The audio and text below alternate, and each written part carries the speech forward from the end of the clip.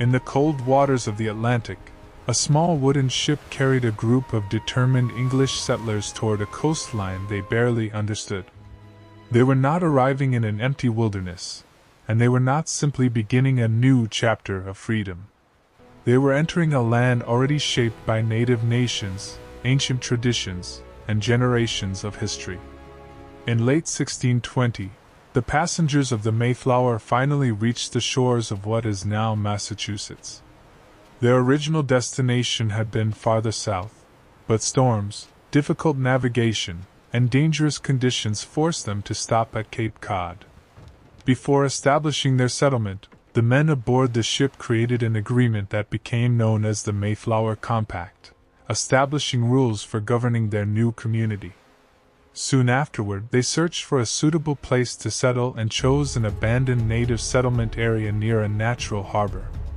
They called it Plymouth. But the name would soon become associated with one of the most difficult survival stories in early American history. The settlers had arrived with limited supplies, little knowledge of the environment, and no guarantee that they would survive their first year.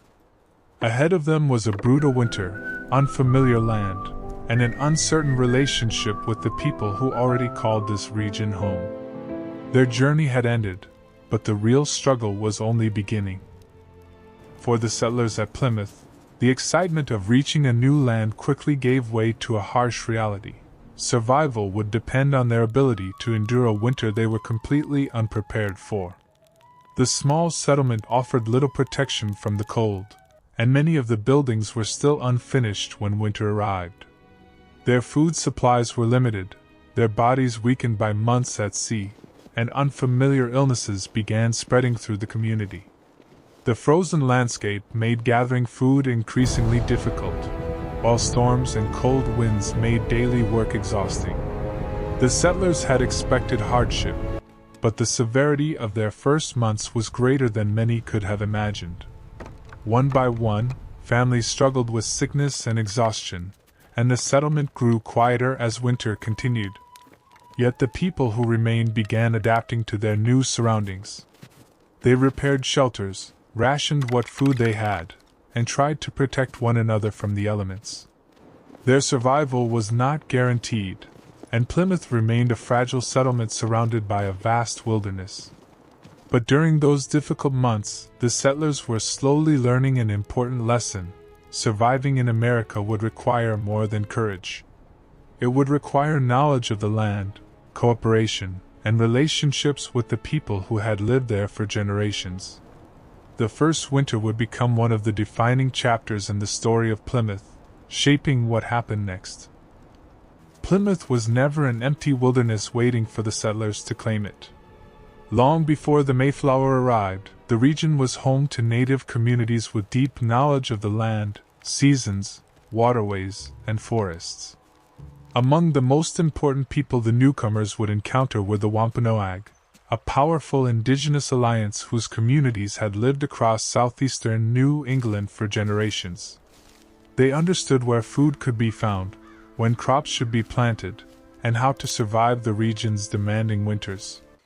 But the relationship between native communities and the English settlers was complicated by a history that had already brought disease, disruption, and conflict to the region.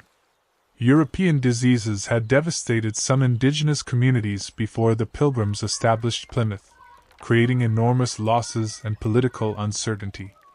The settlers themselves knew very little about the land and had few resources to survive without outside knowledge.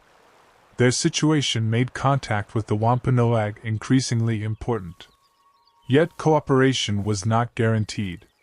Both sides had their own interests, fears, and reasons for caution. For the Pilgrims, survival depended on learning how to live in an unfamiliar environment. For the Wampanoag, the arrival of another European settlement represented a new factor in an already changing political landscape. Their first encounters would therefore become more than simple meetings between strangers.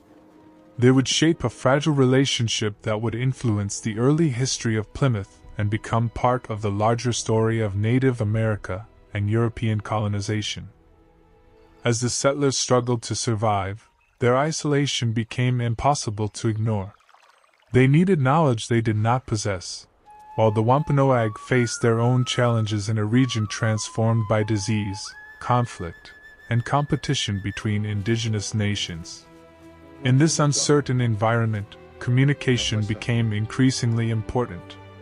One key figure was Tisquantum, often known as Squanto, a Patuxet man who had learned English after being taken across the Atlantic. When he returned to his homeland, he discovered that his community had been devastated by disease. His knowledge of English and the local environment made him an important intermediary between the English settlers and native people. Another important figure was Massasoit, leader of the Wampanoag Confederation, who had strong reasons to carefully evaluate the newcomers. In 1621, representatives from both sides began developing a diplomatic relationship that offered potential advantages to each. The Pilgrims gained access to local knowledge and an opportunity for cooperation. The Wampanoag gained another potential ally during a period of political uncertainty. Their relationship was not simply friendship, and it should not be viewed only through later Thanksgiving traditions. It was an alliance shaped by survival, diplomacy, and changing power. For Plymouth, this cooperation could mean the difference between a struggling settlement and one capable of surviving. What happened next would shape the colony's future. The cooperation around Plymouth gave the settlers a chance to survive, but it did not guarantee a peaceful future.